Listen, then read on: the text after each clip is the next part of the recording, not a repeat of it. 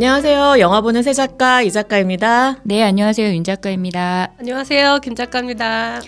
네.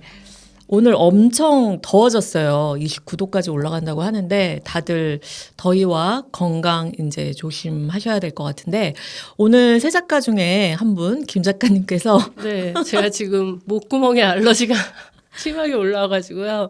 양해 부탁드립니다. 네, 그래서 약간 좀 코 맹맹이 소리와 함께 가끔 뭐 훌쩍이는 효과음 이런 기침도 할 수 것들이, 있대요. 네. 기침도. 그래서 미리 좀 경고를 드리고요. 경고까지. 여러분 경고. 양해를 구합니다, 여러분. 네. 자, 그러면 오늘 저희가 이제 추천작을 빼고 개봉작 두 편을 준비했는데요. 먼저 첫 번째 개봉작은 요즘 많은 영화 팬들의 관심을 모으고 있는 작품입니다. 시너스 죄인들을 네. 먼저 저희가 준비해 봤습니다. 자, 시너스 죄인들 저희가 이게 언제 개봉했죠? 5월 28일 날 개봉을 했는데요. 저희가 모두 보고 왔죠. 극장에서. 자, 큰 화면과 사운드가 좋은 데서 봐야 되는 이런 영화인데 그렇게 하셨나요? 저는 4DX 뭐 이런 데까지는 못 가고 그냥 일반 조금 화질 좀 아, 그런 거 안에서. 저는 애트모스 관에서 저는 리클라이너 관에서 누워서 아, 누워서 볼 만한 영화는 아닌 것 같은데. 몸이 들썩들썩 하더라고요. 이게 IMAX용으로 맞아요, 찍어가지고 IMAX로 보는 게 가장 좋은 관람 방법이 아닐까. 근데 이게 근데 IMAX로 보면 네. 꽤 다를까요? 다를 것 같은 느낌도 다르죠. 드는데 확실히 다르죠. 그 이게- 공연 장면이나 이런. 예. 원하는 시간과 원하는 극장을 찾기가 그렇게 쉬운 영화는 또 아니라고 가지고. 너무 개봉을 많이 안 하던데 맞아요. 만약에 입소문이 난다면 극장이 조금 늘어날 가능성은 확실히 있을 것 같고요. 자, 먼저 이 시너스 죄인들 어떤 영화인지 줄거리부터 소개해 주시죠, 윤 작가님. 네. 이 영화의 배경을 먼저 설명하자면 남북 전쟁 이후에 노예제가 폐지됐지만 흑인들 인권이 아직 보장이 제대로 되지도 않고 KK도 활동을 하고 있던 그런 시대를 배경으로 하고 있거든요. 1932년. 네네. 네. 시카고에서 갱단으로 돈을 번 쌍둥이 형제 스모크와 스택이라는 두 사람이 고향 미시시피로 돌아와가지고 단 하루 동안 벌어지는 일이 이 영화 속에서 진행이 됩니다. 네. 쌍둥이 형제는 헛간을 개조해갖고 흑인 전용 술집, 클럽 뭐 이런 걸 만들어서 돈을 벌려는 계획을 세우는데요. 그래서 오전부터 음악 연주할 사람, 음식 만들어줄 사람, 술 만들어줄 사람을 계속 섭외하면서 다니는 내용들이 이제 전반부에 나오고 이제 클럽에 오후부터 문을 열어가지고 저녁에 이제 계획대로 클럽이 문을 열고 뭐 음악과 춤과 술을 마시면서 막 고조가 될 쯤에 낯선 백인 3인이 등장을 하게 되면서 클럽으로 들여보내달라고 요청을 하거든요. 근데 사실 이들의 정체가 뱀파이어 일당이었습니다. 와우. 와우. 네. 그래서 클럽에서 들리는 음악에 이끌려서 이곳을 찾아온 건데 이들이 방문을 하면서부터 영화가 완전히 급반전을 하면서 뱀파이어와 이 인간들 사이에 그 뭔가 생과 사를 넘나드는 밤이 되는 그 거대한 지옥이 펼쳐지는 게 후반부의 얘기입니다. 네. 이 시너스 죄인들을 저희가 이제 택한 이유기도 한데 이 영화가 4월 달에 미국에서 개봉을 해서 굉장히 큰 반향을 일으켰어요. 네네네. 그래서 R등급 청소년 관람 불가 공포 영화인데 개봉 직후에 1위를 하고 2주 동안 1위를 지킨 데다가 그다음에 요즘에 이제 가장 신뢰받는 지표라고 해요. 실제 관람객들의 실관람평으로 점수를 매기는 시네마스코어에서 공포 영화로는 35년 만에 처음으로 A등급을 받았다고 합니다. 맞아요. 그래서 워낙에 미국에서 핫해서 우리나라에서도 이 핫한 열기를 이어갈 수 있을까? 그리고 저희도 관심이 많아서 이 영화를 관람하고 또 소개해 드리려고 합니다. 맞아요. 처음에 자, 저도 이 영화가 관심이 생겼던 음. 게 평론가들 평이 엄청 좋은데 심지어 팝콘 지수도 엄청 높다. 네네네. 이게 공존하는 영화가 사실 쉽지가 않은데 네. 그래서 도대체 어떤 영화인지 그렇죠. 예. 그래서 첫 소감이 어떠셨는지 김 작가님 어떠세요? 어떠셨어요? 굉장히 새로웠고요. 네. 개성이 많은 아주 훌륭한 영화였습니다. 하지만 호불호는 갈릴 것 같다는 맞아요. 예상은 되네요. 본인은 호, 저는 극호죠. 극호. 네. 네. 윤 작가님 어떠셨어요? 저는 솔직히 전반부가 너무 지루했어요. 그래서 이게 뭐지? 왜 그렇게 사랑받고 왜 좋은 평을 받았지?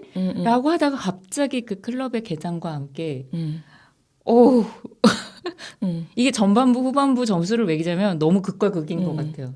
그래서 뒷부분 너무너무 마음에 들었어요. 그러니까 전반부는 아까 말씀하신 대로 클럽에 사람을 모으는 이 과정이랑 이런 것들이 좀 네네네. 길었어요. 너무 길었어요. 네, 저도 그거는 공감을 하고 저는 이 영화를 보면서 되게 공포 영화인데 너무 아름답다. 맞아요. 뭔가 너무 아름다우면서 눈이 너무 시원하고 그러면서 또 귀도 굉장히 만족스럽고 맞아요. 그러면서 또 공포물이지만 굉장히 좀 지적인 공포물이다. 네. 그러니까 굉장히 생각을 많이 하게 되는 끝나고 나서도 그게 어떤 뭐였을까 좀 그런 여운이 남는 영화를 좋아해서 저도 좀 극호였던 것 같습니다. 이게 주제의식도 굉장히 뚜렷하고 네네. 그리고 이게 다 보고 나면은 약간 뱀파이어는 이용했을 뿐이지 거대한 한편의 뮤지컬 영화나 네네. 뮤직 드라마 같은 느낌이 네. 많이 들더라고요. 네네네. 네. 그냥 음악 영화가 아닐까라는 생각도 들어요. 그래서 사운드가 좋은 데서 그런 극장에서 꼭 관람을 하셔야 되고 또 화면도 너무나 그 미장센 연출이나 이런 것들이 너무 아름답기 때문에 조그만 스크린보다는 뭐 아이맥스가 정말 최선이고 이제 그런 영화인데 일단은 이 감독 라이언 쿠글러 감독님이 워낙 유명하시잖아요. 그죠. 네. 어떤 블랙팬서. 네. 시리즈. 블랙팬서라고 하면은 뭐 더 이상 설명이 필요 없을 것 같아요. 블랙팬서 시리즈의 감독이시면서 이 주인공 마이클 B 조던과는 5번째 작품을 같이 하셨다고 해요. 마이클 B 조던 같은 경우에는 미국에서 가장 핫한 흑인 배우 중에 하나인데 저 같은 경우에 이 감독이 블랙팬서를 뛰어넘는 영화를 만들었구나 그런 생각이 들면서 정말 이제 흑인 감독으로서 최고의 자리, 맞아요. 예, 그 겟아웃 감독보다도 더 맞아요. 어떤 완성도 높은 경지에 이르지 않았나 그런 생각이 들었습니다. 여기서 좀 가장 크게는 이렇게 1932년이라는 배경에 있었던 것 같아요. 여기 이제 미시시피 네네네. 주, 뭐 클라크데일이라는 이런 마을에서 벌어지는 일인데, 이 영화는 이제 시대 배경에 대한 그런 지식이 있어야지 재밌게 보는 영화지 1932년에 미국에서 무슨 일이 있었는지 아무 관심도 없는 분들은 조금 관람할 때 좀 애로 사항이 있지 않을까 싶어서 1932년이 어떤 시대 배경이 있었는지 한번 설명을 해 주시죠. 아까 말씀드렸던 네. 남북 전쟁 이후에 네. 그리고 가장 큰 거는 네. 그거죠. 그 흑인 노예제가 철폐가 됐지만 흑인 차별이 가장 극심했던 KKK가 가장 활발하게 활동을 하고 거기 이제 그 당시에 그 차별법도 있어가지고 네네네. 그 짐 크로우 법인가 그 법이 있어가지고 그 법 때문에 그 영화에서도 그 장면이 나오지만 흑인 백인 화장실 다 따로 맞아, 가야 맞아. 되고 이런 것들이 가장 극심했던 시대 배경을 하고 있다는 거. 그 다음에 중요한 거는 또 블루스라는 음악. 네. 그 음악이 태동하기도 하면서 그 음악으로 그 흑인들 그 블루스라는 음악이라는 게 그 흑인들의 약간 노동요이면서도 흑인들의 어떤 소울이 네. 들어가 있는 그런 음악의 어떤 가장 태동기이자 전성기가 시작되는 그런 시대였다라는 이 배경이 되게 중요한 것 같아요. 저도 영화를 보고 난 다음에 찾아본 거지만 그런 기초적인 네. 내용들은 조금은 알고 있었지만 네. 이게 어쨌든 시카고에서 미시시피로 오는 네. 형제잖아요. 네. 이게 북부와 남부 사정이 또 달랐다고 하더라고요. 네네네. 북부는 어느 정도 이때 또 대공황이 있었던 네네네. 시기잖아요. 그래서 노예제도 이후에 어쨌든 그나마 북부에 살고 있었던 흑인들은 조금이나마 괜찮지만 남부에 있는 흑인들은 거의 노예제와 다를 거 같네. 그래서 여기서 사실 좀 지루하긴 하지만 그 전반부에 돌아다니면서 보여주는 내용들이 그렇죠. 목화밭, 목화밭에서 아직도 노예처럼 일하고 있고 네. 그리고 심지어 그 죄수가 돼서 그 도랑 파고 막 이런 장면들이 네. 계속 열거가 되면서 음. 그 남부에 그 아직도 차별받고 있는 이게 진짜 노예제가 되고 폐지된 거 맞아 같은 그렇죠. 상황들이 계속 펼쳐지잖아요. 그런 것들을 진짜 되게 자세하게 묘사를 하면서 보여주고 있는 것 같아요. 그렇죠. 그래서 이런 시대 배경 속에서 또 중요한 인물이 한 명 있는데 그 쌍둥이 형제인 그 마이클 B 조던이 연기한 그 주인공 2명 말고도 또 한 명의 인물이 있는데 그 인물이 샘이라는 인물이죠. 네. 이 쌍둥이들의 사촌이면서 되게 어린 이제 막 20살이 될까 말까 이 사람이 음악 천재. 그쵸. 목사님의 아들. 목사님의 아들이자 블루스를 너무 사랑하는데 문제는 이 아버지가 목사님이 반대를 해요. 이 블루스라는 음악은 악마의 음악이다. 악마의 음악이다. 예, 그러니까 그래서 얘는 이게 영화가 맨 처음 시작하기 전에 전제를 이렇게 무슨 이런 설화가 있다 이런 식으로 그쵸. 너무 좋은 음악은 사람을 흥분시킴과 동시에 사탄의 사탄을 영혼을 끌어모은다. 사탄을 끌어모은다. 험한 것을 파헤친다라는 내용의 경고를 하면서 영화가 네. 시작이 되거든요. 네. 그래서 실제로 이 아이가 세미가 이제 이 클럽에서 공연을 시작하면서 첫 번째 노래를 부르잖아요. 그 노래를 부르면서 가장 제가 너무나 아름다운 장면이라고 생각했던 그 흑인들의 그 영혼들이 거기에 나타나잖아요. 과거의 영혼과 미래의 맞아요. 영혼까지. 저 그 장면 너무너무 이 영화를 만약에 다시 예. 근데 전반부가 너무 지루해서 다시는 못 볼 것 같은데 아 정말. 다시 본다면 사실 그 장면 때문에 너무 네. 보고 싶어요. 너무나 아름다운 네. 장면. 그러니까 그 세미가 첫 번째 음악을 연주를 하면서 그 음악의 내용도 그런 거죠. 아버지 저는 음악을 하겠어요. 이 블루스를 사랑해요. 아버지한테 거짓말했어요. 저는 블루스를 사랑해요라는 노래를 부르는데 처음에는 약간 이상했어요. 무슨 LP판이 갑자기 DJ가 등장해요. 디제잉을 하고 그다음에 막 레게 머리를 한 흑인 음악가가 막 거기서 어떤 그런 댄스를 한다거나 근데 그런 것들이 앞에 래퍼도 말한 등장해요. 그렇죠. 래퍼도 등장하고 그러니까 해왕별이. 네. 맞아요. 사람도 근데 굉장히. 그런 것들이 처음에 그 얘기한 그 설화 속의 내용, 이 아름다운 음악이 힐링도 하지만 그런 영혼을 끌어모은다. 뭐 그런 의미도 있는데 전 어쨌든 이 뭐 랩이든 DJ든 블루스든 이게 다 흑인 음악의 그쵸. 정수를 모든 걸 총망라해서 보여주면서 이건 진짜 확실하게 음악 영화고 흑인들에게 음악은 약간 우리가 생각하는 음악 이상의 어떤 큰 존재구나를 그렇죠. 너무 영상으로 확 와닿게 보여주는 장면이었던 것 같아요. 맞아요. 그러면서 결국에는 그 그러니까 흑인들의 영혼을 끌어모으면서 그 안에 정말 흑인들의 과거, 현재, 미래가 다 같이 있으면서 거기서 막 거대한 흑인 공동체가 그 음악을 통해서 막 음악을 즐기면서 막 춤을 추면서 하나의 막 엄청난 축제를 벌이는 아름다운 장면이 나오잖아요. 그러고 이게 진짜 꼭 보셔야 되는 게 말로 아무리 설명해도 그렇죠. 그 장면의 느낌이 표현이 안 돼. 네, 그렇죠. 그리고 나서 이 음악에 또 이 애 노래와 이 음악에 끌려서 뱀파이어들이 그렇죠. 진짜 험한 것이 진짜 찾아오는 험한 것이 찾아오는 이제 그런 거고 윤 작가님 말씀하신 대로 흑인들의 소울이 녹아있는 그 소울이라는 건 그런 거잖아요. 그 억압받고 핍박받고 차별당하고 노예로 죽고 네. 막 중노동을 하고 그런 그 소울들이 묻어있기 때문에 그냥 음악과는 다른 것 같아요. 맞아요. 진짜. 예, 저도 이제 완전히 그러니까 기본적으로 흑인이 억압받고 지금도 차별받고 있고 뭐 네네. 이런 것들은 알고 있지만 간혹 이 랩 같은 것도 뭐 네네. 그거에 대해서 뭐 래퍼들끼리 전쟁하고 뭐 이런 네네네. 내용들을 보면은 뭐 굳이 음악 가지고 저렇게까지 하나 하는데 이 랩도 보면은 사실 그 흑인들의 그쵸, 그 그쵸, 현실의 모습이 그쵸, 모두 그쵸. 녹아져 있고 그걸로 약간 자신들의 인생을 표현하잖아요. 그렇죠.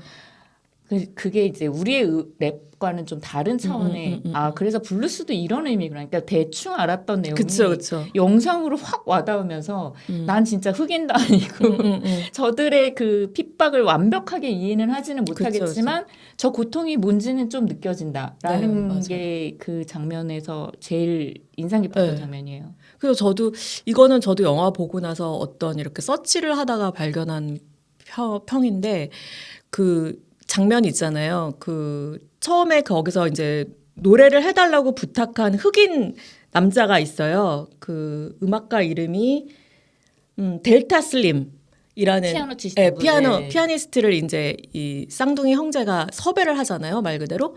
근데 이분이 차를 타고 가면서 그 중노동에 시달리고 있는 흑인 죄수들을 보면서 저 죄수들이 되게 자기도 그 억울하게 이렇게 범죄자로 흑인이기 때문에 범죄자로 누명을 쓰고서는 뭐 죽임을 당한 동료들도 있고 그런 슬픈 어떤 자기 과거를 이야기하면서 갑자기 거기서 허밍을 이렇게 하거든요. 그 차 안에서 이렇게 막 이렇게 허밍을 하니까 그 뒤에 있던 세미한테 너도 이 허밍에 맞춰서 뭔가 연주를 이렇게 해봐. 연주를 해봐.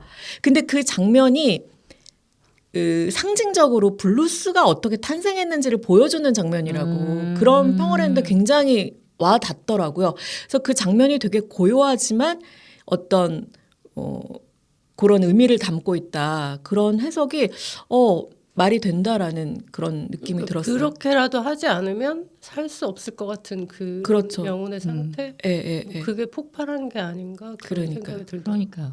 이게 30년대를 배경으로 하고 있지만 사실 제가 히든 피겨스라는 영화를 보면서도 가장 인상 깊었던 게 그게 그렇게 먼 과거가 아닌데 그쵸. 그때도 한 100년 전? 네, 화장실 문제가 정확하게 나오고 그 커피 머신도 같이 쓰지 못하게 하고 이런 것들이 너무 자연스럽게 나오잖아요. 근데 따지고 보면 지금도 그 얼마 전까지 흑인 문제가 막 대두됐던 경찰들이 흑인이라는 이유로 총 쏴서 죽이고 뭐 이런 아직까지도 반복이 되니까 우리는 옛날 문제라고 물론 남의 일이기도 하니까 그렇게 하지만 이 흑인들은 아직까지도 현실의 문제구나. 그래서 라이언 쿠글러가 그거 가지고 다큐 같은 영화를 또 만들어가지고 처음에 호평을 받았잖아요. 마이클 B 조던이랑 같이. 근데 그런 것들이 지금도 사실은 이 뭐 횡행하고 있는 맞아요. 예, 그런 사실 우리도 찾아보면 있어요. 뭐 대단지 아파트 같은 경우에 입주자 전용 입구가 따로 있다든지. 그런 건 방문자는 그렇죠. 전 세계에 차별이 없는 그럼, 나라는 없죠. 네, 근데 이제 특별히 핍박받은 대표적인 두 집단이 유대인 집단과 흑인 집단인데 유대인 집단은 사실은 그 나치 이후로는 뭐 상황이 바뀌었는데 흑인은 사실 존중받는다 뭐 대통령도 흑인이 나온 마당이지만 아직까지도 해결되지 않은 채로 이게 지속되고 있다는 게 조금 다시 한번 생각해 보면 내가 흑인이라도 이게 억울할 노릇이다.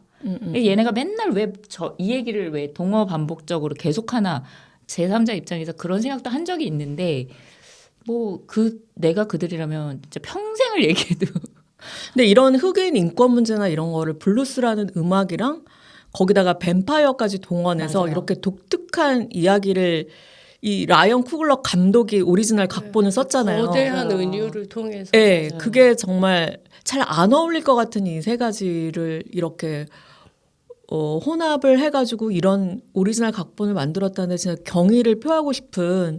근데 이 영화의 어떤 그 성공 요인 중에 하나 미국에서 그 꼽는 것 중에 하나가 이 오리지널 각본 자체에 있다라는 평이 되게 많대요. 그리고 요즘에 미국 영화들은 대부분 원작이 있어요. 원작이 맞아요. 없는 영화가 없고, 그리고 재개봉 너무 많이 해요. 예, 뭐 그다음에 뭐 마블이나 이런 거 보면은 다 자기네들 계속 시리즈를 만들면서 그 세계관을 엮고 옛날 뭐 그 만화라든지 소설이라든지 그래서 사람들이 이미 어떻게 될지 알고 본다는 보는 그러니까. 작품들이 그래서 너무 많다는 거죠. 어느새 평가가 대부분 원작과 비교해서 어떻다. 음. 이 인물이 원작과 어울린다. 원작과 어울리지 않는다. 이런 식의 평가밖에 없어요. 대부분 보면 요즘은. 네네네.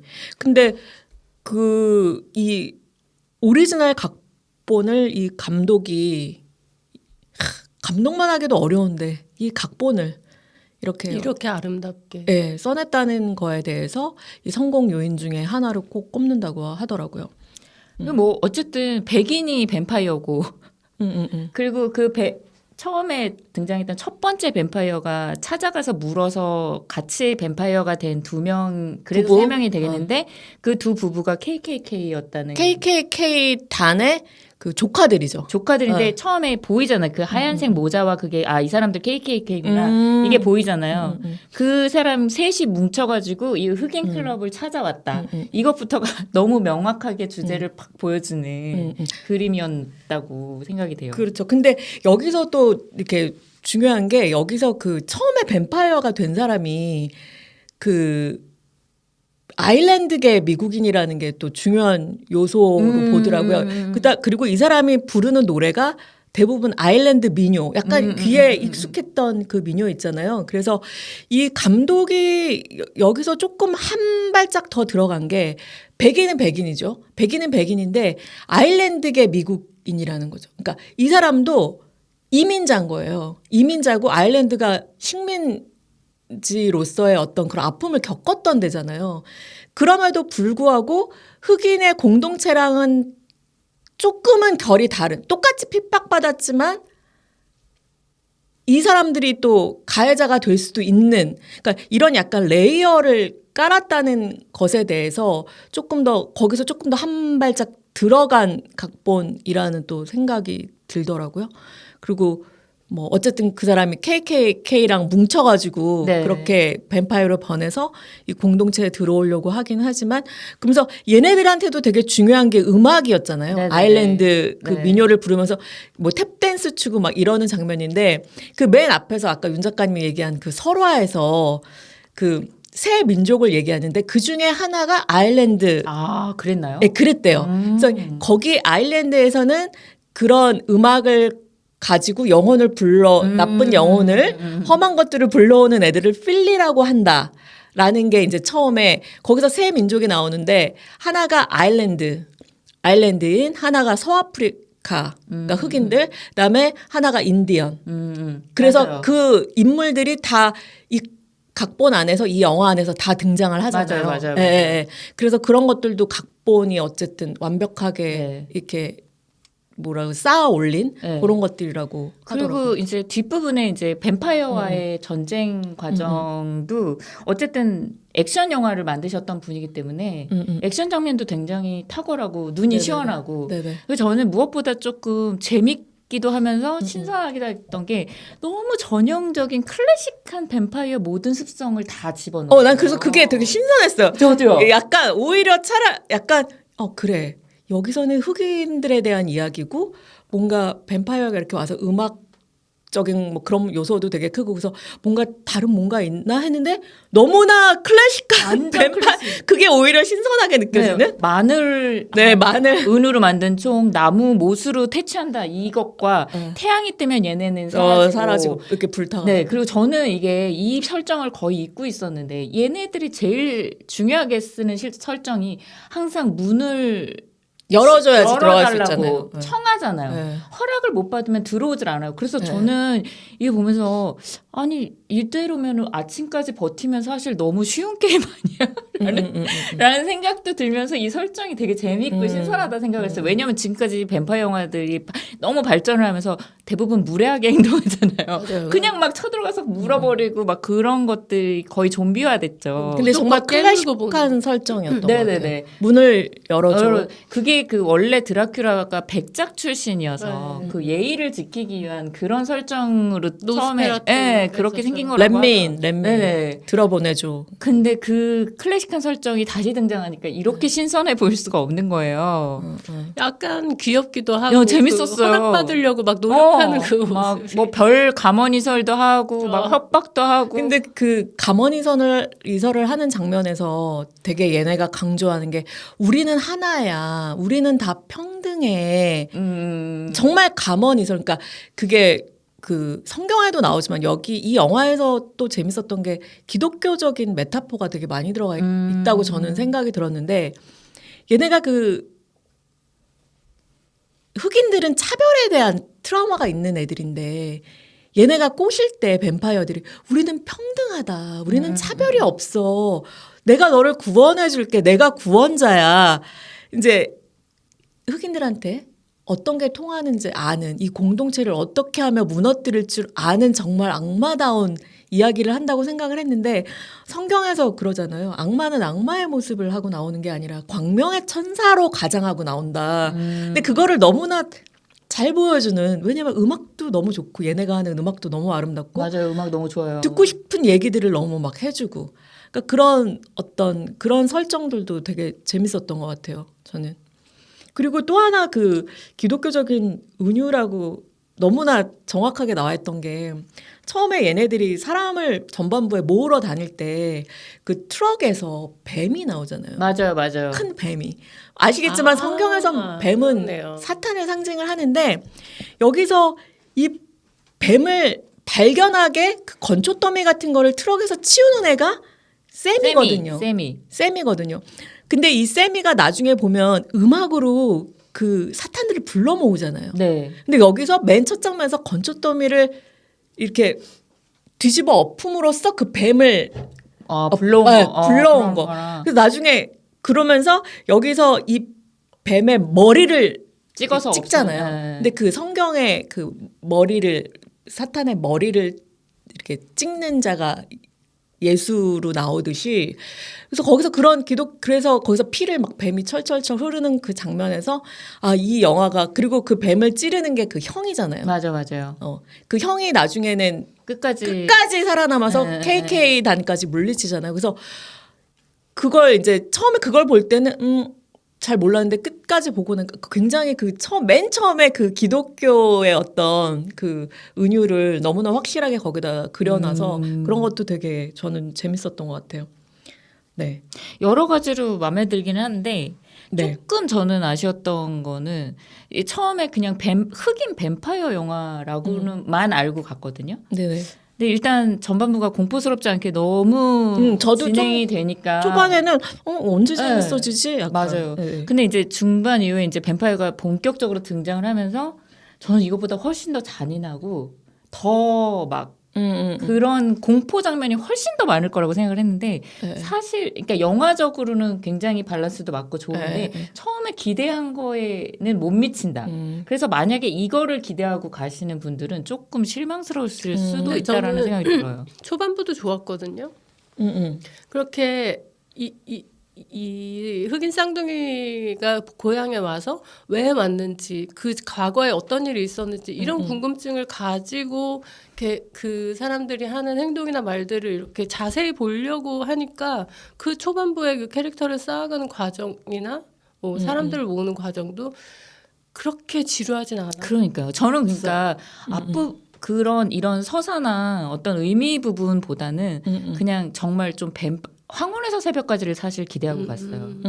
그렇게 막 그거랑은 좀 다른 것 같아요. 그러니까 그런 느낌을 기대하고 갔는데 언제 나오는 거야부터 시작해서 막상 나왔는데 이거밖에 안 해? 같은 조금 더 할 줄 알았는데 왜냐면 그런 류의 영화들 이미 많이 나왔고 많이 봤으니까 그죠. 그것보다도 더 왜냐면 늦게 나왔으니까 더 많이 요즘은 나오겠구나. 그 10분 안에 그렇죠, 뱀파이어가 그렇죠. 일단 등장하고 맞아요. 저는 그래서 이 영화가 약간 지적인 공포 영화라고 말씀을 드린 게 그런 시각적인 쾌감이나 액션보다는 자꾸 이렇게 생각하면서 보게 하니까 이게 사실은 볼 때는 그런 어떤 재미적인 요소 확 다가오는 그거는 조금 덜 했던 게 아닐까. 왜냐면 머리를 쓰면서 봐야 되는 약간 대사 하나하나까지. 근데 그런 시각적인 요소도 놓치지 않았어요. 그 마지막에 화면이 탁 일단 터지고. 너무 아름다워. 그럼요. 그 다음에 이제 아까 말한 대로 그 아일랜드계 그 리더 같은 그 뱀파이어를 이제 무찌르고 나서 KKK단이 또 나중에 나타나서 그거를 그 형이 다 응징을 하는데 그 장면은 오히려 생각보다는 좀 짧았던 것 같아요. 맞아요. 오히려. 그리고 그 통쾌하고 약간 쿠엔틴 타란티노 초기작 같은 느낌 있잖아요. 맞아요. 그래서 되게 날 것 같으면서도 시원하고 아 그래 바로 저런 걸 원했어 같은. 오히려 그 통쾌한 네. 장면은 조금 짧아서 살짝 아쉬울 정도였던 것 같아요. 여기서 그 마이클 B 조던 연기는 어떻게 보셨나요? 저는 사실 잘 알던 배우는 아니어갖고 아니 근데 완전히 그 블랙팬서로 완전히 막 핫가이로 떴잖아요. 그러니까요. 근데도 그렇게 주목하지 아, 않았던 것 같아요. 아. 제가.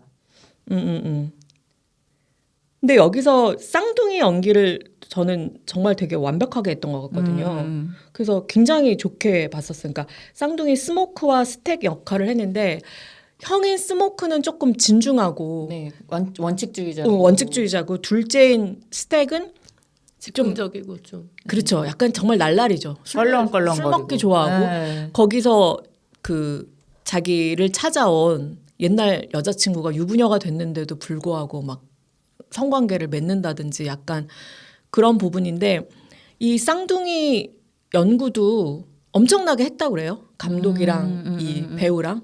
왜냐면은 처음에는 약간 분장으로 뭐 한 명은 빨간 모자, 한 명은 파란 모자 이런 뭐 옷 스타일이 다르고 이런 걸로 했지만 나중에는 표정만 보고도 알 수 있도록 그걸 계속 발전시켜서 연기를 했다고 그러더라고요. 그래서 진짜 생각해 보니까 나중에는 표정만 보고도 알 수 맞아, 있는데 나도 맞아요. 그런 그렇잖아요. 생각이 드네요. 그래서 저는 마이클 B 조던도 저도 뭐 제가 뭐 팬도 아니고 뭐 블랙팬서에서 좀 매력 있다 이 정도였는데 요번에 보면서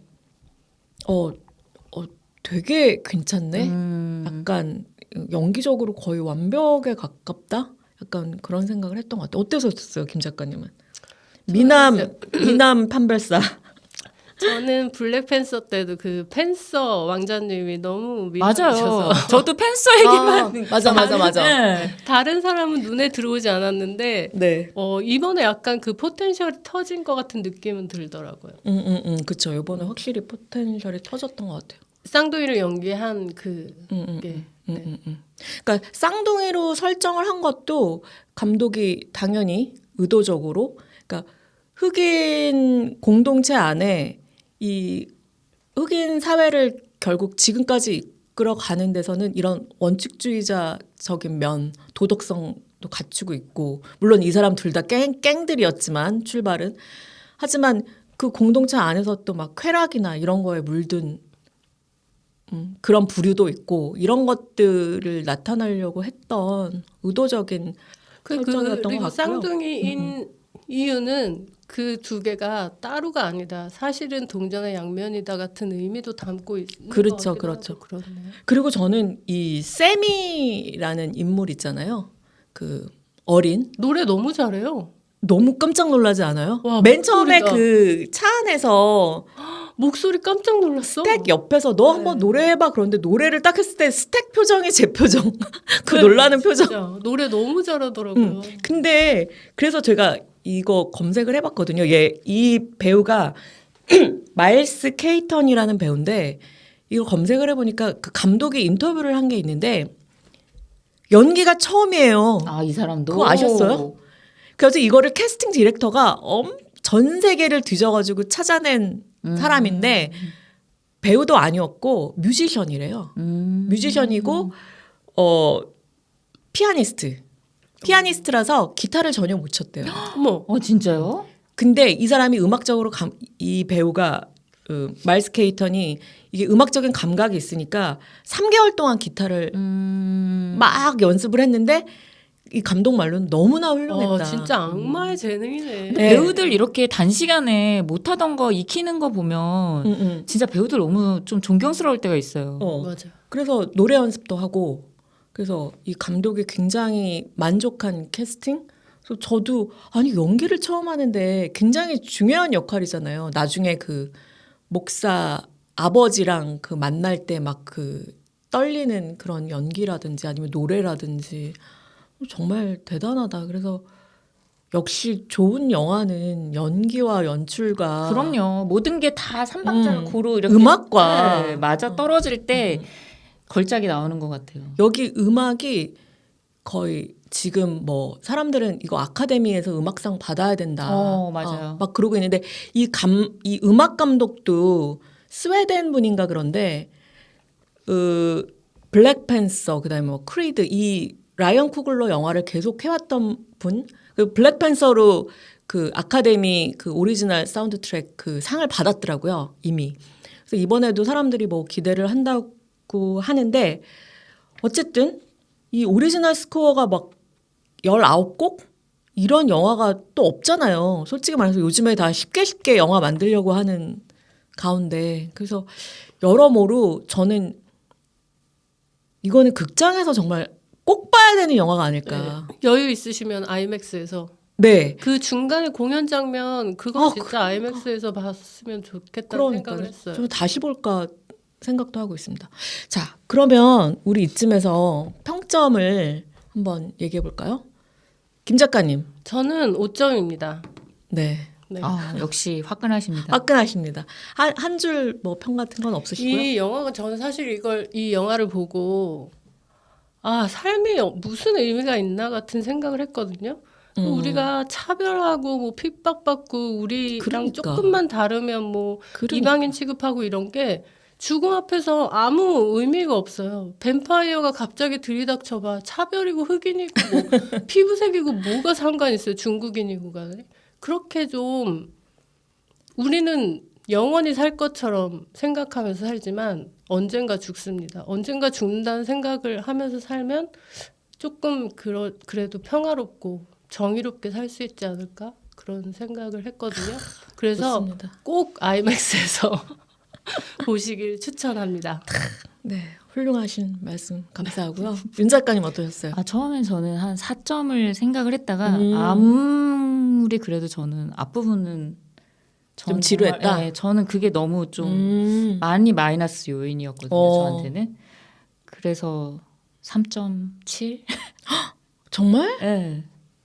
좀 쓰세요. 조금만 더 쓰세요. 빨리. 저는 추천을 기준으로 하기 때문에 아, 그래서 저한테 별점 매길 땐 그런 기준이거든요. 음. 근데 뒷부분은 정말 4점 이상으로 추천하고 싶지만 앞부분은 사실은 잘 모르겠어요. 평균 점수. 평균 점수로 3.7이라고 생각합니다. 저는 4.8점 드리겠습니다. 제가 팟캐스트 시작하고 나서 가장 높은 점수일까 싶은데요. 아무튼 되게 아름다운 공포 영화? 네. 정말 좀 다시 만나기 약간 힘들 것 같아서 저는 공포 영화 그렇게 좋아하지도 않는데 이게 뭐 공포라기보다는 아무튼 극장에서 꼭 보시라. 네, 지금 그리고 좀 흥행도 우리나라에서 어느 정도 했으면 좋겠다라는 바람도 약간 가져봅니다. 서브스턴스처럼 뒷심을 좀 받을 수도 있어요. 그러게요. 기대도 서브스턴스가 거의 50만 넘게 봤죠. 넘었어요. 그래서 이 영화도 뭐 진짜 그랬으면 좋겠다. 응원하고 싶어요. 그리고 영화 길지도 않아요. 맞아요. 길지 네. 않아요. 딱 적당한 시간이어서. 요즘 시대에 아주 미덕을 갖춘 네, 영화입니다. 저도 긴 영화 싫어하거든요. 정말 네, 저는 개인적으로 강추드립니다. 자, 그러면 저희가 오늘 두 번째 개봉 영화를 또 준비했는데요. 두 번째 개봉 영화 하이파이브. 네, 하이파이브. 한국 영화. 너무나 어떻게 보면 그 시너스 죄인들과는 결이 다른 완전 다른. 완전 다른. 정말 죄가 없을 것 같은 이 무리들. 네. 그래요? 네. 저는 죄인들로 묶을 수 있을 것 같기도 하고. 네, 맞습니다. 그렇기도 하네요. 어쨌든 한국 영화이고요. 어제 30일 날 네네네. 개봉을 했죠. 뭐 예매율은 지금 극장에서 1위더라고요. 맞아요. 그래서 뭐 시너스보다는 제가 본 극장에서 관객들도 꽤 있으셨던 것 같은데 자, 이 영화가 또 써니 감독인 강영철 감독님 작품이기 때문에 또 기대가 큰 작품이기도 합니다. 자, 어떤 줄거리의 영화인지 윤 작가님 먼저 소개해 주시죠. 네. 이 영화는 처음에 신원을 알 수 없는 어떤 초능력자가 병원에 실려와서 장기기증 수술을 하는 것부터 네네네. 시작이 되거든요. 그래서 이 장기기장을 장기 6개를 각각 다른 사람 6명에게 하나씩 기증을 하게 되는데 이 기증받은 사람들이 이 기증 이후에 알 수 없는 초능력들이 하나씩 생기거든요. 예를 들면 각막을 이식받은 사람은 각종 전자기기를 마음대로 들여다보거나 뭐 조정을 할 수 있게 되는 능력이 있고 이게 유아인 배우고요. 그다음에 폐를 이식받은 사람은 뭐 작은 입바람으로 태풍을 만들 수 있는 능력이 이게 안재홍 배우. 그리고 뭐 심장을 이식받은 사람은 누구보다 신체 능력이 강화되고 뭐 엄청난 속도로 뭐 뛰거나 점프가 가능한 이게 이재인 배우입니다. 그 중에서 최장을 이식받은 사람이 하필이면 사이버 교주의 사이비 교주인데 그 사람이 이제 신구 신구. 배우님이시고요. 이 사람의 초능력은 그 에너지를 흡수해서 자기 걸로 만드는 능력이 있거든요. 그래서 자신의 초능력의 존재를 확인하고 나서 아 그럼 나머지 장기를 이식받은 초능력을 자기 걸로 만들어야겠다라는 계획을 세우고서는 이 5명의 그 능력자들을 납치를 해옵니다. 그래서 결국에는 이 최장을 이식받은 이 악당과 나머지 하이파이브 5명의 초능력자들이 대결을 하게 되는 그런 영화입니다. 간을 이식받은 김희연 배우에 대해서도 그건 얘기를 하면 전부 다 소개할 수는 없으니까. 네. 네, 김희원 배우도 있고요. 라미란 배우도 있고요. 라메라는 거기서 야쿠르트. 네네. 야쿠르트 판매원으로 나오고요. 김희원 배우는 그 신구가 이끄는 교주 밑에서 일을 하는 신도로 출연을 합니다. 네. 자, 이 영화 어저께 다들 보셨는데 먼저 김 작가님 어떻게 보셨어요? 네, 저희는 3차원에 살고 있잖아요. 초능력은 4차원에 해당되는데 이 영화의 개그는 왜 1차원인가에 대해서 좀 생각을 해볼 필요가 있지 않나 감독님은 그런 생각을 했습니다. 네, 어떠셨어요? 굉장히 고차원적인 평가였던 것 같고요. 저는 사실은 강영철 감독님의 영화에 대해서 약간 호감이 있는 편이거든요. 근데 약간 촌스럽다는 건 저도 아는데 이 감성이 그 촌스러운 거를 약간은 좀 용서가 되게 연출을 하시는 편이라고 생각해요. 이 정도의 그 촌스러운 개그와 촌스러운 따뜻함은 뭐 받아들여줄 수 있을 정도다. 따뜻한 느낌은 있죠. 있죠. 늘 그거를 기조로 하시는 분이니까. 그래서 저는 되게 오랜만에 그래도 아직 강영철 감독이 좀 살아 있으시구나. 너무 오랜만에 영화를 만드시는 거라 조금 좀 옛날 느낌이 나지 않을까라는 느낌이 들었는데 생각보다 좀 즐겁게 좀 즐길 수 있는 명랑 만화 같은 느낌이어서 감독님의 스타일이 되게 확실하시네요. 네네네. 근데 제가 그 스타일을 호감을 가지고 있는 편이라서 그런지 뭐 완벽한 영화는 절대 아니지만 대체적으로 괜찮은 영화였다고 생각합니다. 네. 저는 재미없진 않았어요. 재미없진 않았는데 좀 식상했다?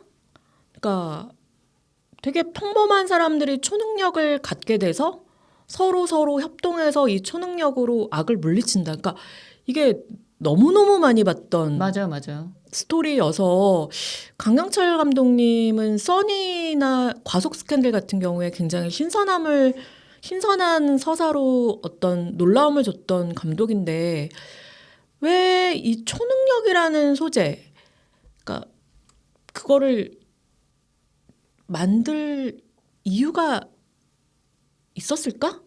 굳이? 오랜만에 듣는 왜 만들었어? 왜? 왜 만들었지?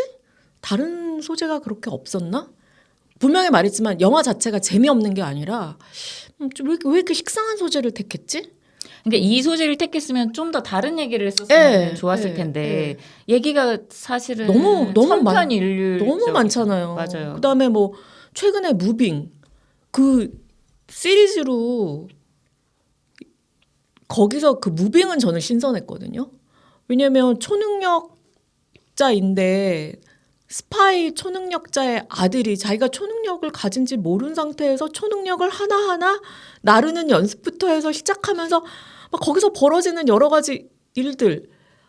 근데 그런 것도 아니고 평범한 사람들이 장기이식으로 이거를 초능력을 받았다라는 설정만 신선하지 나머지는 정말 사실 그 설정도 숱한 만화와 그랬나요? 이미 맞아 장기식으로 맞아. 설정이 제일 안 신선했다고 생각. 죄송해요.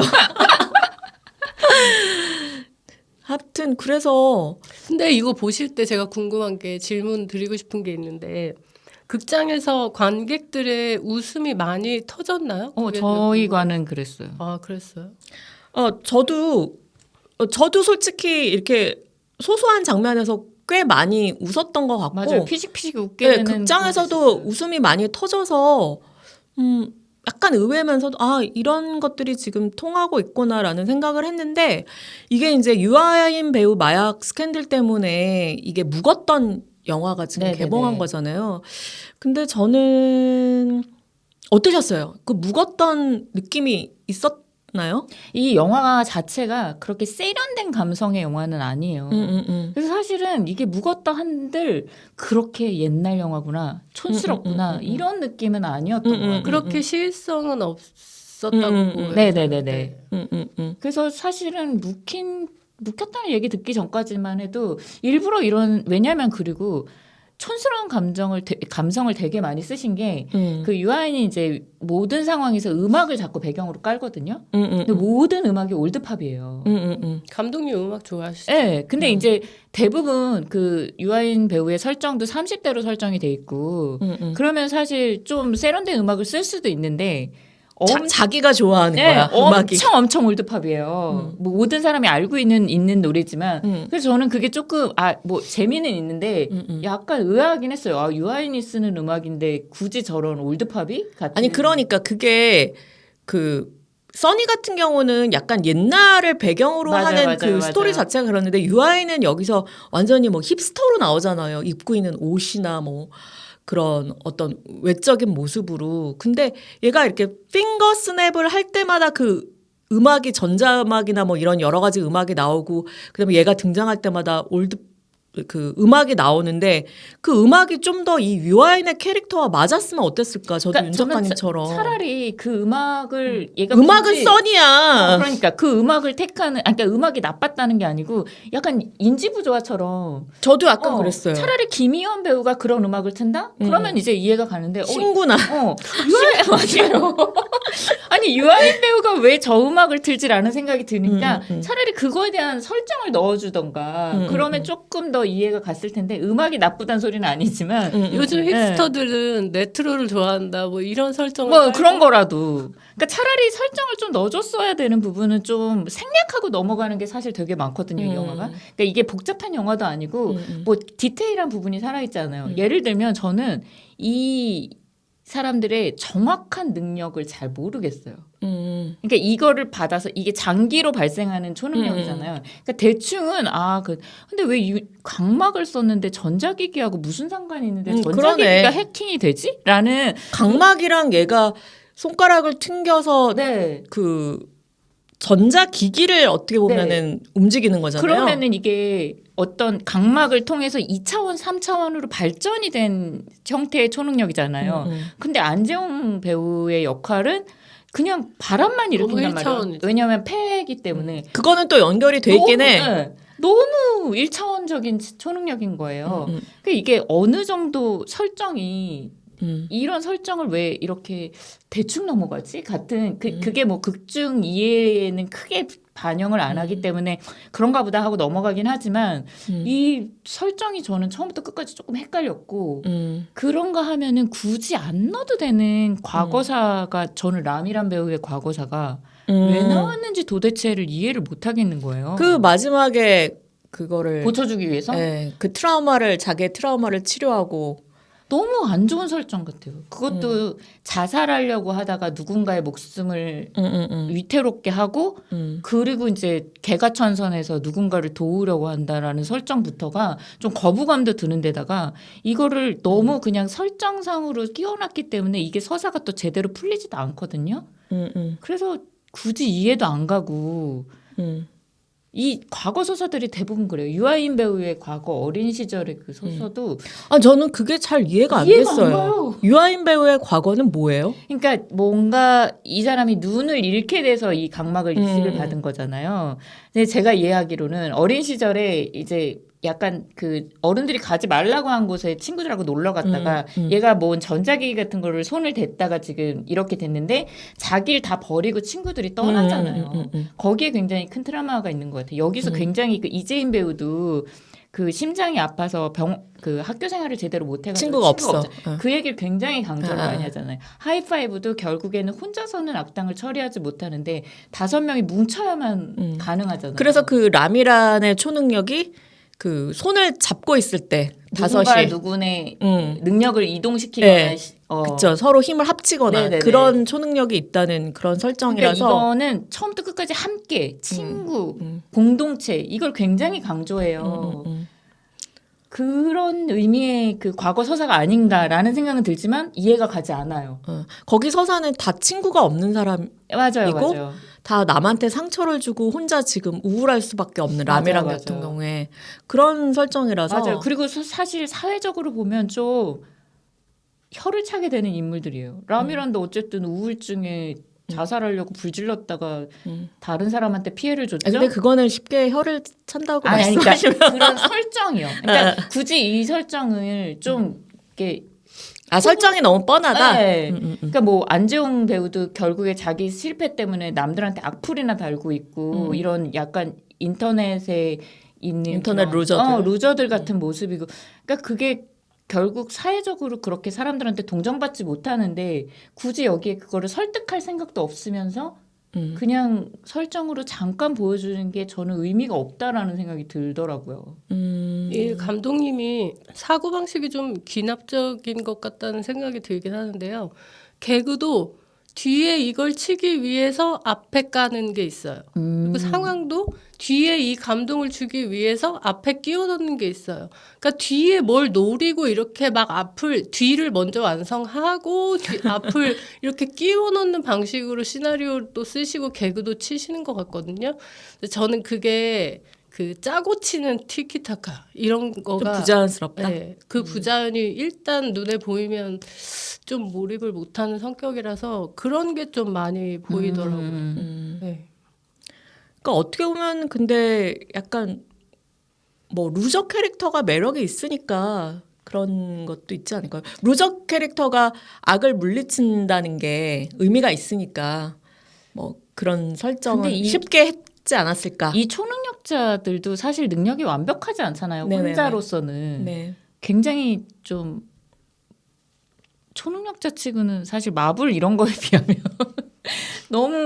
너무 동네 슈퍼히어로 같은 느낌. 아니, 그리고 그게 이 영화에서 네, 보여주려는 그러니까 거니까. 그게 매력인데 그 근데 네. 안재용 배우가 입김만 조금 불면 모든 게 다 날아가잖아요. 네네네. 근데 이 어떤 공장에서 불이 나서 폭발을 사고로 그 사람을 구하러 가는 장면에서는 연기가 가득 차 있어요. 그 제가 입김만 한 번 불면은 그 연기가 다 날아갈 것 같거든요. 근데 거기서는 또 막 앞에 안 보여? 뭐 나 좀 도와줘? 막 이런 입김은 안 불고 입김을 보면 그 연기가 다 없어질 것 같은데 이런 이해 안 가는 장면들도 꽤 있고 저는 정말 몰입이 안 되더라고요. 그러니까 아까 윤 작가님 말씀하신 대로 이 초능력이 뭔가 이게 확실히 쓰였을 때 이렇게 쾌감이 있는 건데 김 작가님 말씀하신 것도 지금 말씀하신 것도 마찬가지로 그 전자기기를 움직이는 거 유아인이 그다음에 뭐 바람을 부는 거 그다음에 뭐 다 같이 힘을 합치는 거 이런 게 좀 잘 드러나지가 않는다 그 매력이 초능력이라는 매력이 그러니까 설정이 정확하지 않아서 그런 것 같아요. 이 모든 문제가 예를 들면은 마블은 그 수많은 히어로들이 나오는데 모든 능력이 명확하기 때문에 사람들이 왜 저렇게 능력치에 맞게 뭘 하는구나 이 결과가 이렇게 발생하는구나 너무 알잖아요. 아이언맨이 쓰는 능력 그리고 뭐 닥터 스트레인지가 쓰는 능력 이게 어떤 능력인지 구별이 확 되잖아요. 근데 여기는 그 경계가 모호한 거예요. 그래서 결국에 나중에 그 사이비 교주가 그 신구에서 박진영 배우로 이제 바뀌거든요. 이렇게 초능력자들의 이렇게 기력을 빨아들여서 이제 젊어지면서. 근데 거기서 결국에 막판 액션을 보면 이재인 배우가 혼자 싸워요. 맞아요. 그 태권 소녀. 그러니까 나머지 초능력은 거기서 왜 구경꾼으로 있나? 왜냐면은 걔네들이 진정한 하이파이브가 되려면 어벤져스처럼 맞아. 힘을 합쳐야 되는데 마지막 굉장히 긴 장면에서 이재인 배우만 혼자 걔는 이제 빨리 달리고 힘이 세진 거잖아요. 결국 그냥 몸싸움인 거야. 맞아. 초능력이 무슨 필요야. 아니, 세진 힘과 그 날아다닐 수 있는 능력으로 거기서 박진영이랑 엄청 길게 싸우잖아요. 다른 초능력자들은 그럼 왜 필요한 건지 이게 그 활용이 진짜 제대로 되지 어. 않았어요. 뭐 예를 들면 서로 뭐 튕겨주고 받아주고 하면서 그렇죠. 누군가를 그런 게 멋있- 재미가 네. 있는데 거기서 완전히 하이라이트 장면인데 네. 얘가 만약에 넘어져 있으면 뭐 바람으로 뭐 일으켜 세워준다든가. 사이비 교주를 뭐 날리고 네. 뭐 핑거 스냅으로 뭐 전기를 꺼서 뭐 어떻게 아예 없진 않았어요. 한두 장면만 있긴 있죠. 근데 하이파이브라는 제목도 그렇고 얘네들이 어떻게 유기적으로 결합해서 악을 물리치는지가 중요한데 그게 좀 느슨하지 않았나. 그리고 뭐 방금 얘기 나왔지만 사이비 교주를 절대 악으로 설정한 것도 너무 뻔하지 않나. 영화에서 뻔하지 않은 건 없어요. 그러니까요. 개그부터 설정까지 모든 게 뻔한데 그럼에도 불구하고 저는 이게 어떤 약간 저는 느낌이 아란 장풍 대작전하고 품행제로가 되게 연상이 많이 되더라고요. 근데 그거는 거의 걸작 아닙니까? 그러니까 그런 풍의 어. 그런 느낌 있잖아요. 음. 그런 거의 결이 약간 비슷한 느낌이 들면서 약간 그냥 기대감이 그렇게 높지도 않아서 더 그럴 수도 있지만 그냥 편안하게 보기는 받아들여지기는 되게 저도 쉽다. 재미없진 않았어요. 네. 재미없진 않고 그냥 웬만큼 만들었는데 좀 많은 허점과 그다음에 진보함이 허점은, 있다. 네. 음. 이렇게 찝자면 진짜 허점 많은 영화예요. 이거 얼마나 설정들 예를 들면 수술을 방금 끝났는데 방금 회복을 해요. 음. 너무 말도 안 되는 이런 식의 오류들의 설정들이 많지만 그냥 만화라고 생각하면 그냥 넘어가지는. 저는 오히려 좋았던 점은 배우들이었던 것 같아요. 맞아요. 배우들의 앙상블이 좋다. 앙상블도 좋고 저는 진짜 놀랐던 게 이게 뭐 예를 들면 신구 배우라든지 뭐 오정세든 유아인이든 전부 사실은 이미 검증이 다 됐고 그만큼 또 해주잖아요. 근데 저는 검증받지 못했던 한 명의 배우가 박진영이었거든요. 갓세븐 출신의 박진영 배우를 전 개인적으로 너무 딱 등장하는 순간 너무 아이돌이더라. 네. 근데 저는 잘했어요. 네, 잘했어요.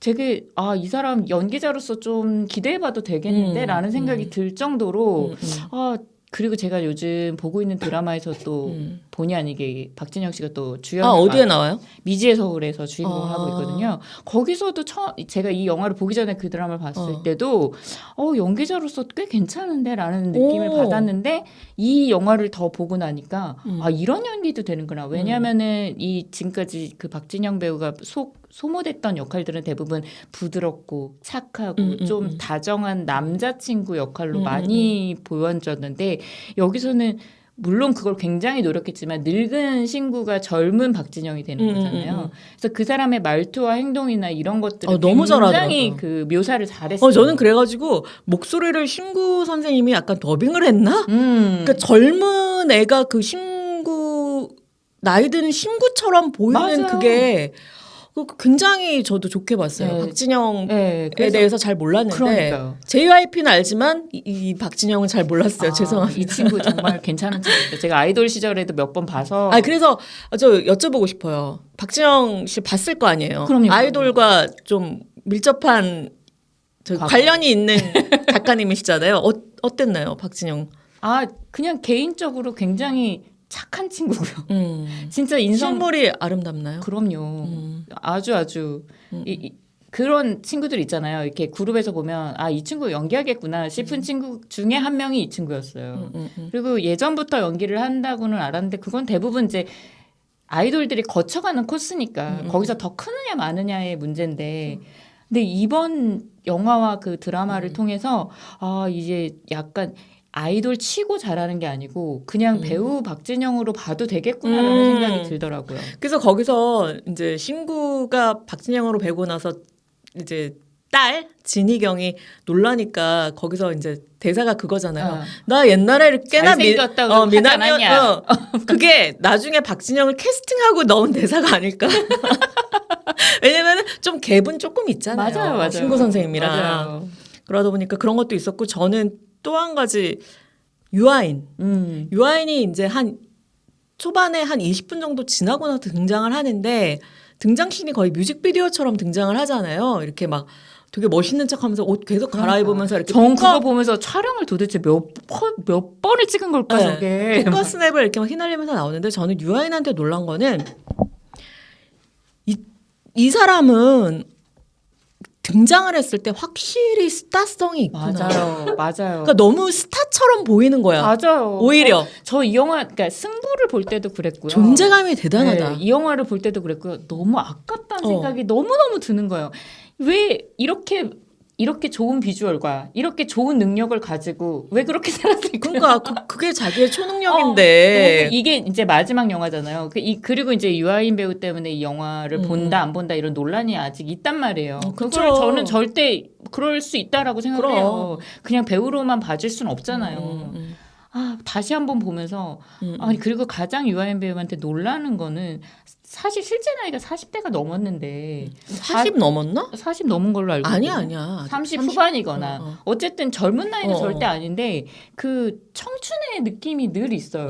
그리고 그런 설정을 해도 절대 어색한 배우가 아니라는 게 굉장히 좀 놀랍고 좀 제일 발군의 능력이 아닐까. 다른 배우들이 젊은 설정을 하면 늙은 사람이 젊은 설정을 하는 느낌이 확 든단 말이에요. 근데 유아인은 참 그게 안 느껴지는 배우 중에 하나다라는 생각이 들어서 그러니까 이 유아인의 스타성은 진짜 약간 이 앙상블을 깰 정도의 이렇게 돋보이는 게 있는 것 같아요. 그 매력이.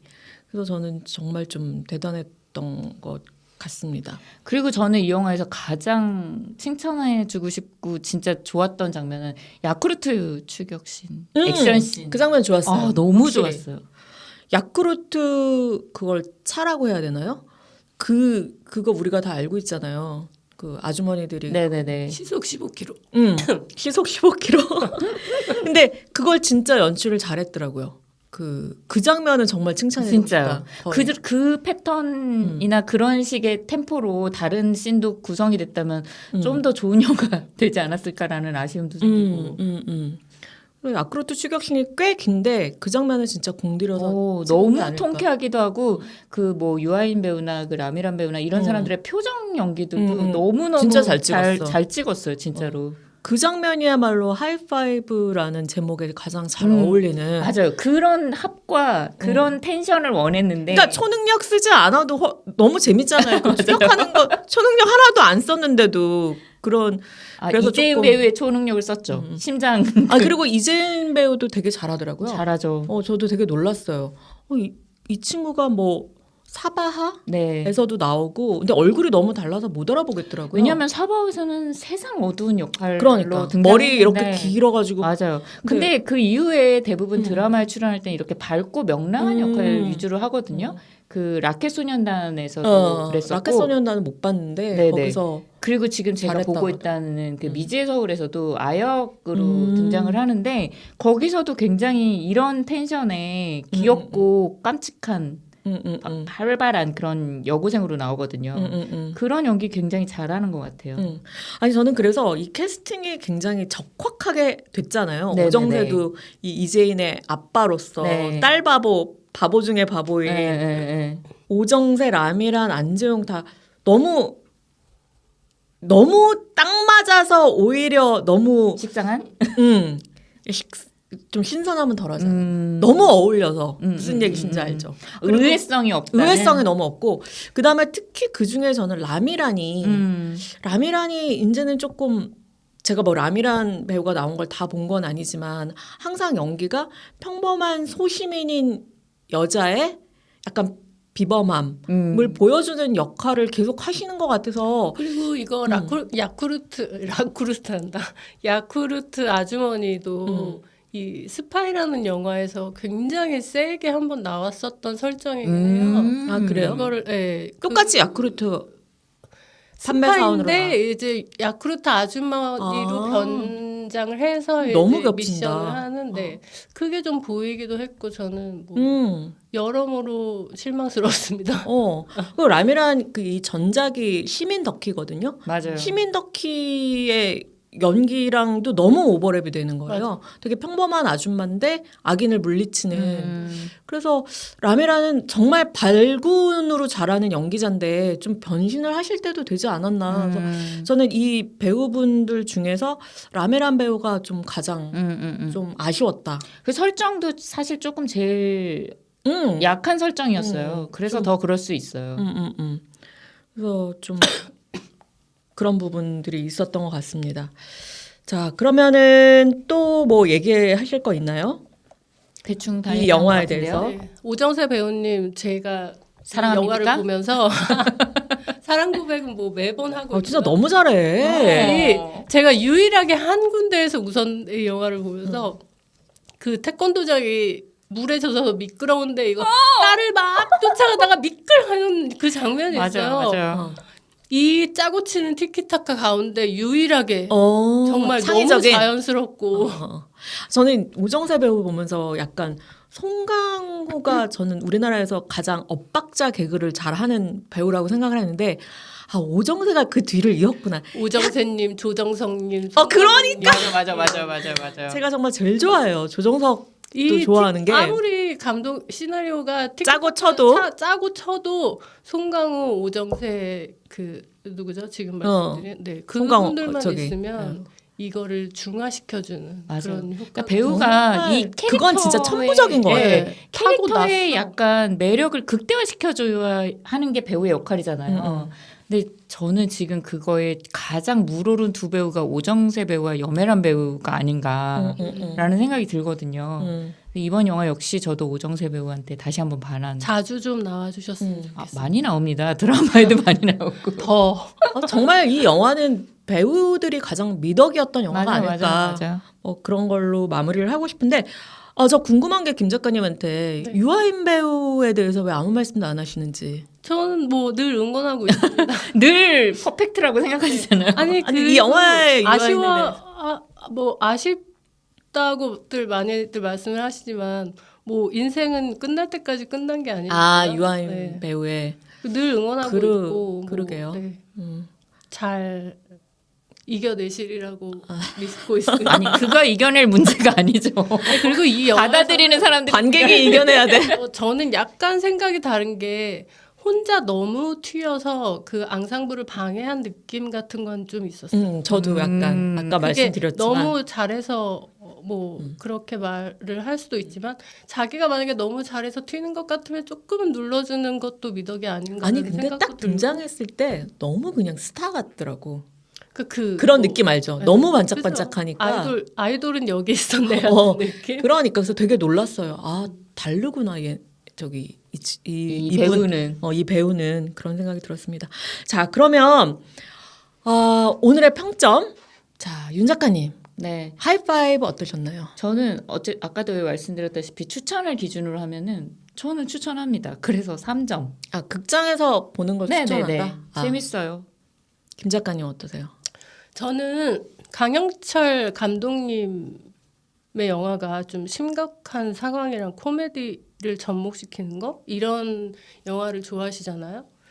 근데 이 웃음이 승화가 있고 희화가 있단 말이죠. 왜 이 심각한 상황에서 루저나 뭐 미혼모나 뭐 시한부나 이런 설정이 승화가 되면 좋은데 약간 희화해서 끝나는 그런 아쉬움 같은 그건 거를 저도 동의합니다. 느꼈었어요. 네. 맞아요. 그래서 다음 작품은 꼭 승화를 시켜주시길 바라는. 되게 어떻게 보면 김 작가님 중요한 얘기를 하신 것 같아요. 네. 아까 좀 얘기 좀 해주시지. 제가 지금 컨디션이 안 좋은 이 관계로. 영화가 사실은 좀 그러네요. 굉장히. 인생은 아름다워 같은 경우가 잘 승화한 경우잖아요. 그렇게 좀 좋은 재밌고 감동적이면서도 좋은 영화를 만들 수 있는 능력을 좀 갖추실 수도 있다는 생각이 들어서 응원하는 마음에서 2.5 응원하는 마음으로. 그러니까 네. 약간 웃음이라는 게 비극을 깔고 있을 때 그냥 희화화로 끝나면은 진짜 안 될 것 같은데. 그래서 저는 이 조금 영화는- 써니나 과속 스캔들도 재밌는데 뭔가 좀 찝찝하다는 생각을 가지고 있었어요. 근데 여기서도 이 루저들의 내면을 조금 더 들여다봐서 수도 있지 않았을까. 그러니까 제가 말한 너무 아까- 휘뚜루마뚜루였어. 그러니까 아까 말한 그런 과한 설정을 쓸 거면 이 설정이 어떻게 풀어지는지 과정이 있어야 되는데 그리고 과정이 그들의 없이 끝나니까 어떤 배경과 이 초능력이 네, 좀 맞아요. 맞아 뭐가 이렇게 딱 들어갔으면 왁구가 맞아야 되는데 이게 왁구가 다 설정 안- 따로 초능력 따로 네, 아름다운 단어. 왁구가 안 맞았습니다. 네, 다 따로 노는 느낌이에요. 네. 그런 의미에서 저는 3점 드리겠습니다. 그래도 후하시네요. 저는 약간 점수에 박하지가 않아서. 그냥 근데- 보고 웃기에는 뭐 네네네. 근데 이 영화를 극장에 꼭 가서 보시라라는 말씀은 조금 삼가하고 싶습니다. OTT로 봐도 충분한. 네, 너무나 충분하기 극장에서 때문에 볼. 요 정도 장면은- 퀄리티는 네.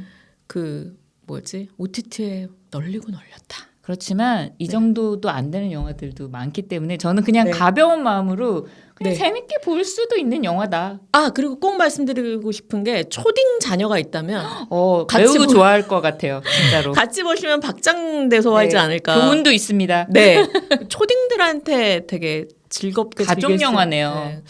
네. 근데 이게 전체 관람가인가? 아닐 것 같아. 모르겠어요. 아무튼 뭐 그런 말씀을 마지막으로 전하면서 오늘 저희 영화 보는 세 작가 두 편의 아주 다른 영화 시너스 죄인들과 너무 다른 영화. 너무 달라서 깜짝 놀랐네요 지금. 시너스 죄인들과 하이파이브 자 소개해드렸습니다.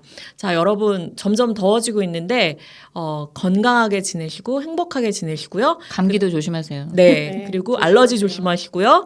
그다음에 재밌게 들으셨으면 구독과 좋아요 꼭 좀 부탁드릴게요. 여러분의 좋아요가 제 알러지를 낫게 합니다. 네, 여러분 감사합니다. 네.